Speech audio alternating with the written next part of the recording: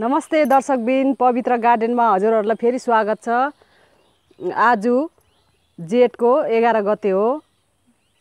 अहिले मे महिना हो दर्शकबिन। अहिले म के देखाउन आँटेको छु भने हजुरहरूलाई कि अहिले थुङ्गे फुलको सिजन आउँदैछ है त। सिजन हैन, अहिले थुङ्गे फुलको बेड राख्ने सिजन हो। अहिले जेठमा थुङ्गे फुलको बेड राख्यो भने बिरुवा हामीले छरेर राख्यो भने असारमा चाहिँ हामीले छर्नुपर्छ। असारमा छरेर हैन, असारमा चाहिँ सार्ने बेला हुन्छ है दर्शकबिन। अनि त्यतिखेर चाहिँ अनि भोलिपछि चाडबाडमा हामीले ठिक्कै मौसममा चाहिँ हामीले फुल हामीले प्राप्त गर्न सकिन्छ। त्यही विषयमा मैले देखाउन चाहन्दैछु। अरू मैले कम्पोस्ट मल पनि साथसाथमा मैले यसमै बनाउन चाहेँ, किनभने माथि मैले त्यो 4 इन्ची जस्तो माटो हालेर माथिबाट छरिदिने हो। सजिलो छ। हजुरहरूले जस्तो आफ्नो बारीमा माटोहरू छ त्यसमा हुन्छ भने मलहरू मिसाएर चाहिँ हजुरहरूले रोपिदिनु होला। मैले चाहिँ कसरी रोप्दैछु भनेर चाहिँ मैले देखाउन चाहन्छु है त।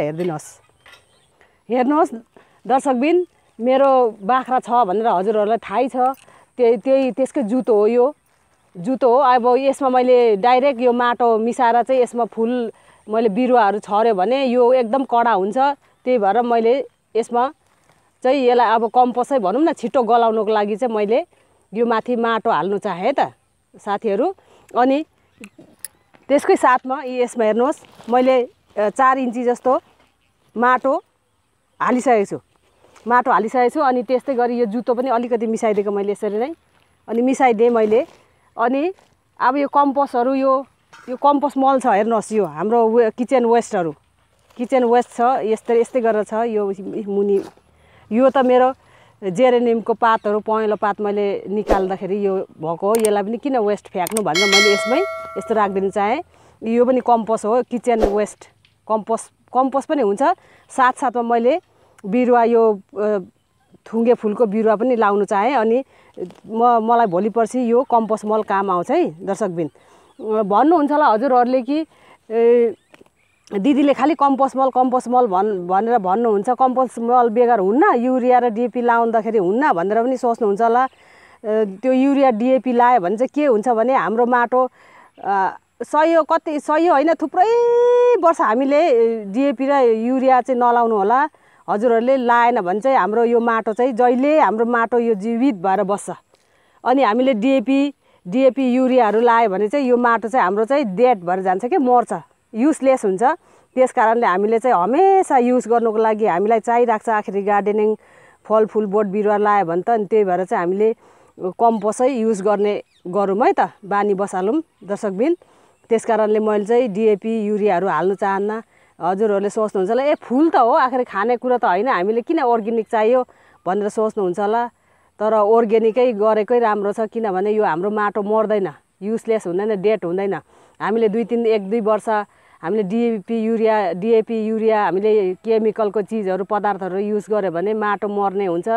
अनि राम्रो हुँदैन, त्यसमा फुल पनि लाग्दैन, फल पनि लाग्दैन, केही पनि। अनि मैले चाहिँ अब त्यही भएर अर्ग्यानिकै युज गर्छु है त। हमेसाको लागि मैले फरएभरको लागि मैले हमेसाको लागि अर्ग्यानिकै बनाउँछु। किनभने मैले यो हेर्नुहोस्, यो मल बनाउनु यो के अरे कम्पोस्ट मल पनि बनाउँछु। त्यही माथि माटो राखेर चाहिँ मैले थुङ्गे फुलको बिरुवा बेड राख्नेछु है त। अनि यस्तै गरेर यो किचन वेस्ट यस्तै गरेर हालिदिनुहोस्। यस्तै गरेर हालिदियो। अनि त्यसकै साथमा हेर्नुहोस्, मैले हजुरहरूलाई भनेको थिएँ केराहरूको बोक्रा पायो भने, अन्डाको बोक्रा पायो भने भिजाएर राख्नु। अनि यसको पानी चाहिँ फुल्दै गरेको फुलमा, गुलाबको फुलमा, कोपिला लागेको फुलमा युज गर्नु। अनि हजुरहरूलाई अब ठाउँ छैन भने पनि फुल्दै गरेको फुलहरू रोप्ने ठाउँ छैन भने इन्डोर प्लान्टमा पनि हाल्दा हुन्छ। अनि त्यसमा अब त्यसमा यो सबै यसको जति भिटामिनहरू त मैले युज गरिसकेँ। मैले पर्चुलेन जति पनि फुलेको फुलमा मैले युज गरिसकेँ दर्शकबिन। अनि मेरो एन्जिलिया फुल पनि यसैको कारणले पुरा कोपिला लागेर फुल्दैछ। 3-4टा चाहिँ फुल्दैछ। अनि पुरै कोपिला लागेको छ, यसैको कारण हो। अरू के भन्छ मस्टर्ड केकको पानीको कारण हो। अनि अब यसलाई मैले फ्याँकौँ भन्दाखेरि किन फ्याँक्ने, राम्रो नै हुँदैन, गन्दा मैला हुन्छ। अनि यसमै नै यसरी नै कम्पोस्ट बनाइदिनुहोस्। यो खत्तम भएको, यो सकेको, यसको जति पनि भिटामिन पाउने मैले यसको पानी जति सबै मैले फुलेको फुलमा हालिसकेँ दर्शकबिन हेर्नुहोस्। अनि यो पनि नफ्याल्नु मलाई यसरी राखिदिमी। अन्डाको खोस्टाहरू केहरू छ यसमै। अनि यसलाई पनि किन हामीले फ्याँक्ने यसरी नै हेर्नुहोस्। तपाईँको दिदीले कम्पोस्ट मलको साथसाथमा मैले थुङ्गे फुलको बिरुवा पनि राख्नेछु। यस्तै गरेर यो पनि यो पात पतिङ्गर पनि नफ्याँक्नु होला, यस्तै गरेर हालिदिनु होला। अनि यसरी राखिदियो। अनि हेर्नुहोस् मैले माटो यो मेरो बारीको माटो है त दर्शकबिन, बारीको माटो हो। यसमा मैले मलहरू बाख्राको मलहरू पहिल्यैदेखि छरिराखेको हो। यसमा पक्कै पनि मलको मात्रा त छ। यी बारीको माटो हो। अनि यसरी नै यसरी लगाइदिनुहोस्। यसरी नै यसरी फुरुरु पारेर चाहिँ माटो फुरुरु पारेर यसरी राखिदिनु होला। अनि यसरी अलि खाद्नु पनि होस्। यसै गरेर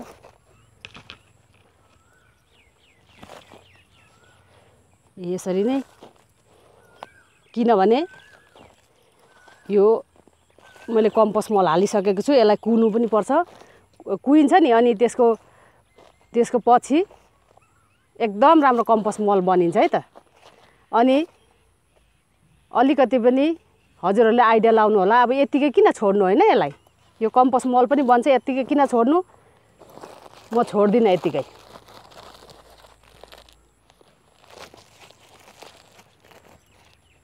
अब त्यसैको साथमा हेर्नुहोस् यो जुतो बाख्राको बडकुला पनि भन्छ, जुतो पनि भन्छ।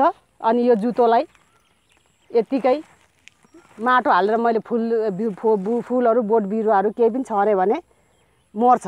एकदम कडा हुन्छ नि फेरि दर्शकबिन यो। अनि त्यसै गरी मैले यो माटो यसमा हालिदिन चाहेँ।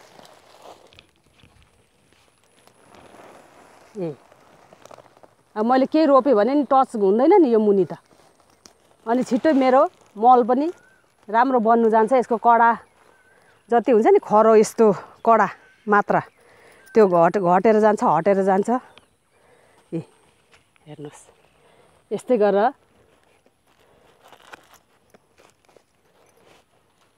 मैले यसमा रेडी पारिसकेँ। हेर्नुहोस् यो पनि रेडी भयो।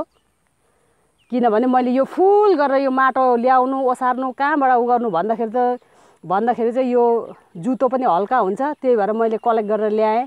अनि यताको यो कम्पोस्ट मलको पनि मैले यत्रो माटो ओसारेर बारीबाट ल्याउनु भन्दाखेरि त मैले यो कम्पोस्ट मल पनि बनाउनु पाएँ। अनि जति वेस्ट चिज छ यसमा मैले लुकाउनु पाएँ नि त दर्शकबिन।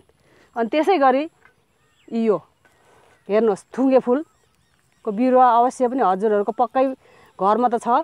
यस्तो भएर यस्तो कालो भएको हुनुपर्छ है त यो बिरुवा चाहिँ। यसरी यो कालो भएको हुनुपर्छ। अनि यसलाई यस्तो गरिदियो। हजुरहरूलाई त थाहै छ भए पनि मलाई एकजना साथीले भन्नुभएको थियो कि दिदी थुङ्गे फुल रोप्नेको सिजन कहिले हो भन्नुहोस् न, अपलोड गर्नुहोस् न भन्नुभएको थियो। त्यस कारणले मैले अपलोड गर्नु चाहेँ त दर्शकबिन। यस्तै गरेर यसमा मेरो 2-3 क्वालिटीको कलर चाहिँ 2 कलरको छ। तर यो थुङ्गे फुल यो मेरीगोल्ड पनि भन्छ। यो मेरीगोल्डको यत्रो ठुल्ठुलो खालको फुल्ने पनि यसमै छ है। 2 खालको कलर चाहिँ 2 खालको छ, तर फुल पनि 2 खालको छ। यसरी नै छरिदिनुहोस्।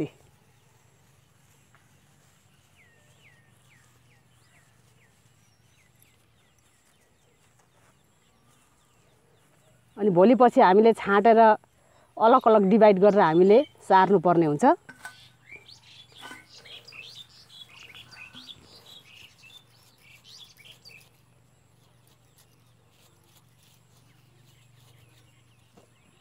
यसरी नै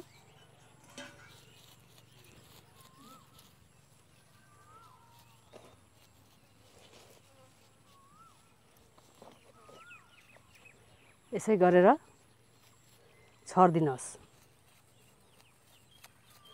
अब असार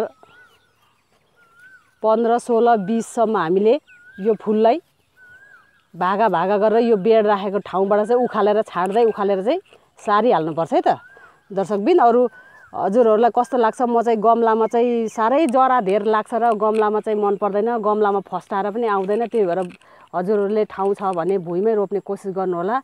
अरू गमला नभएर यसरी नै बोरामा एउटा बोरामा एउटै नै त दुईवटा, एउटा भाले निस्क्यो भने एउटा त पोथी निस्केला नि त। त्यही भएर चाहिँ दुईवटा तिनवटा चाहिँ रोपी हेर्नुहोस्, एउटा दुईवटा तिनवटा हो यस्तो गरेर रोप्नुहोस्। कुन चाहिँ भाले हुन्छ त्यसलाई उखालेर फ्याँक्नु, पोथीलाई चाहिँ राख्दा हुन्छ। यसमा भाले पनि आउँछ, पोथी पनि आउँछ, हजुरहरूलाई थाहै भएको कुरा हो यो। अनि त्यसपछि यस्तो गरेर माटो यस्तै गरेर राखिदिनुहोस्।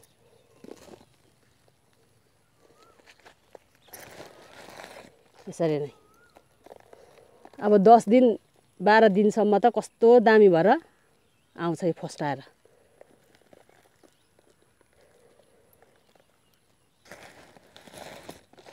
यस्तै गरेर छोपिदिनुहोस् अनि माथिबाट पानी हालिदिनुपर्छ है त। मेरो यो सब्जी बारीको माटो हो यो।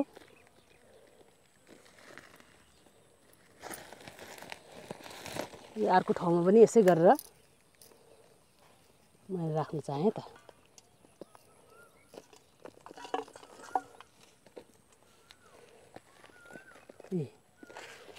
यति भएपछि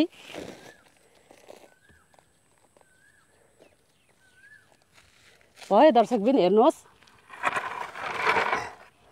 अब यसै गरी पानी हालिदिनु होला। यसै गरी पानी हालेन त हुँदैन, किनभने यो भिजेन भने त यो फुल त निस्किँदैन नि त। अनि पानी चाहिँ यसरी हाल्नु नबिर्सिनु होला है त, यसरी नै। अनि अब यसमा पनि मैले लाएँ कम्पोस्ट मल पनि कति राम्रोसितले लुक्यो। अनि कम्पोस्ट मल पनि हुन्छ, फुल पनि निस्किन्छ। अनि अब यो पानी त पक्कै पनि हाल्नै पर्छ। अनि भित्र कम्पोस्ट मल पनि त कुनु पर्यो नि त दर्शकबिन, कुन्छ पनि। अनि एउटा कुरा साथीहरू, मैले जति पनि हजुरहरूलाई बोरामा मैले पर्चुलुकाहरू देखाएको छु, बोराको आइटमहरू देखाएको छु, त्यो सबै मैले यो कम्पोस्ट मल यस्तै गरेर मैले चाहिँ रोपेको है। त्यो सबै त्यस्तै गरेर रोपेको साथीहरू। हस् त दर्शकबिन, मैले अहिले थुङ्गे फुलको बारेमा भनिसकेँ हजुरहरूलाई। जस्तो लाग्यो त्यस्तै सल्लाह सुझाव दिनु होला। हेर्नुहोस् न, अहिले बेलुकाको दिनमा भिडियो गर्न नसकेर अहिले बेलुका 6 बजी गरेको यस्तो पसिना भएर पुरा भिजिसक्यो। यस्तो गर्मी छ अहिले। अनि जस्तो लाग्यो त्यस्तै सल्लाह सुझाव दिनुहोस्। अनि मन पर्यो भने लाइक दिनुहोस्। साथीभाइहरूले यही समयमा रोपेर आफू सदुपयोग गर्नु। भोलि पर्सि सिजनमा त्यतिखेर हामीले फुलमाला हामीलाई चाहिने बेलामा कस्तो महँगो पर्छ दर्शकबिन। त्यही भएर समयमै हामीले रोपेर आफ्नै बगैँचाको हामीले युज गर्दाखेरि राम्रो हुन्छ। त्यतिखेर एकदम महँगो हुनु जान्छ। अनि सब्सक्राइब गर्नुभएको छैन भने सब्सक्राइब गर्नुहोला, सेयर पनि गर्नुहोस् दर्शकबिन। अरू अहिले कोभिडको बेला छ, अहिले एकदम सुरक्षित रहनु होला। मैले अस्तिको भिडियोमा भनेको थिएँ, हाम्रो यहाँ छिमेकी बिमारी भएर लानुभएको छ कोरोनाले गर्दा भन्नुभएको थियो, बित्नु भयो। एकदम दुःखमा छौँ हामीहरू, टेन्सनमा छौँ। के गर्नु, हेर्नु नि कोरोना त्यस्तो भएर त्यस्तो हुनुभयो, जानु पनि सकेको छैन। अब रिसाउँछु कि के हुन्छ भन्ने कुरो कस्तो टेन्सन भइरहेको छ। अनि आफ्नो ख्याल गर्नु होला है दर्शकबिन। अहिले पनि हामी भित्र त्यत्तिकै बस्छौँ, त्यही बुनाइ तुनाइ के गर्दै बस्छौँ। अनि अहिले बाहिर आएर यसो समय निकालेर भिडियो बनाएको है दर्शकबिन। म अर्को भिडियोमा भेट्नेछु। हस्त नमस्कार, थ्याङ्क यू।